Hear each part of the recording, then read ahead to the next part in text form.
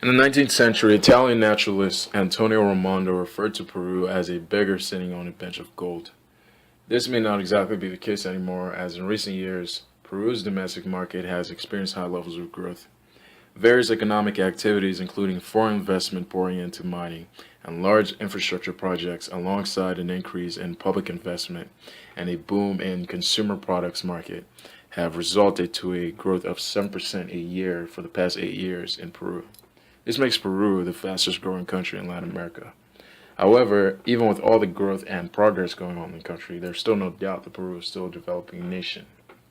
It faces multiple critical issues such as the poor education systems, some of the worst in Latin America, children's health issues, environmental degradation of land ownership, creating conflicts between the indigenous people and domestic and foreign companies, and finally lags in the nation's infrastructure.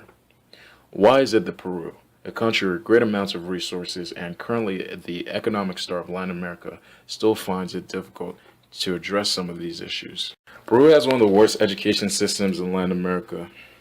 On PISA, Program for International Student Assessment, Peru's scores are the lowest in Latin America, about 20% behind the average of Chile, Argentina, Brazil, and Mexico, and we're far behind those of other middle-income countries.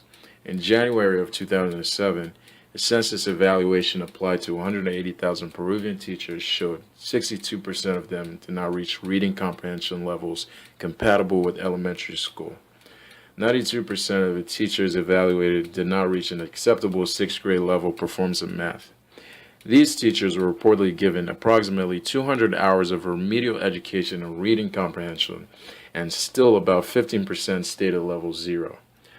One of the keys to resolving Peru's education problem is technology, as in the case of the One Laptop Per Child, an American charity that distributed 850 laptops across schools in Peru. However, the idea of laptops in schools in Peru at this moment is probably a bit too eager. What Peru truly needs now are funds to improve teacher training and the curriculum. Funds also need to be distributed to schools for basic maintenance and improvement in the overall school and classroom environment. The most important factor leading to better education in Peru is reading. Funding to provide the children of Peru with reading programs and centers will prove to be highly helpful and effective to improving the future education system in Peru.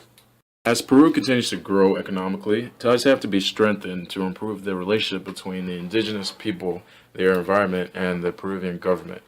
The problem is that mining and logging companies have had very soft regulations dealing with their natural resource exploitation projects in terms of the harmful techniques and procedures they are allowed to use and the enforcement of these rules. Another issue is the prior consultation of the use of the lands by the companies from the indigenous and rural people that live near them. These problems have had a huge effect on Peru in two different ways. First effect is that without proper regulations and the enforcement of these rules, environmental degradation and pollution has risen in Peru. Other problems associated with natural resource exploitation is water pollution. Many mining companies use harmful and dangerous chemicals, including lead and mercury, that release toxic waste into the rivers and lakes that people use. Finally, these projects also violate the rights of indigenous people. The fact is, the rural people of Peru are not seeing the benefits of the booming business and are left out economically. To eliminate these problems, new laws should be created that give out stricter penalties to companies who are destroying Peruvian lands for their own benefit. Peruvian government should also begin planning with the rural and indigenous communities and small governments to come up with specific lands that would be protected from company use. Companies should also have to pay a discretional amount to the locals and will need to have permission to use the land. At present, nearly two-thirds of Peru's irrigation system lies along its dry, arid coastline, leaving 33% of Peruvians in rural areas without access to clean drinking water. Despite most of Peru's poverty-stricken rural areas located in the moist Amazonian region, the water in the area is still not safe for everyday needs. To help prevent illness and death from consumption of contaminated water, an information sharing network has been created. The project relies on volunteers who test the water quality in rivers and streams near rural villages in eastern Peru and compile them in a database. Though successful in preventing sickness from contaminated water, the network does not solve the more pressing issues of providing access to clean water. Last year, the University of Engineering and Technology in Peru partnered with an ad agency to create a billboard in Lima, Peru, which captures the humidity in the air and converts it into drinking water for residents through a faucet dispenser at the bottom of the billboard.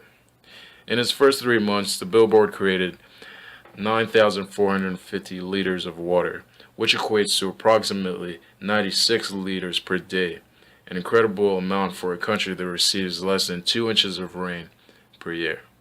Our group would like to use a portion of the grant money to fund the installation and first-year operation and maintenance costs for 100 billboards throughout Peru, concentrating on areas where access to clean drinking water is lowest. Peru is a growing nation with great potential, but still with many holes to fill. Though it is now currently experiencing an economic boom, it cannot grow overconfident.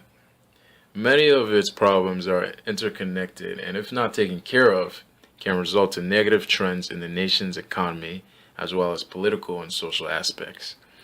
Our plan is to spend 30% of the money for activities to help improve the education system, since we believe it has a very profound effect on the nation's future. 40% of the money will also be distributed evenly between healthcare and land ownership issues. And the last 30% will be for improvements in Peru's infrastructure. Hopefully in the future, Peru will continue to grow to become a more developed nation that continues to sit on a bench of gold, and not a beggar that is unaware of it.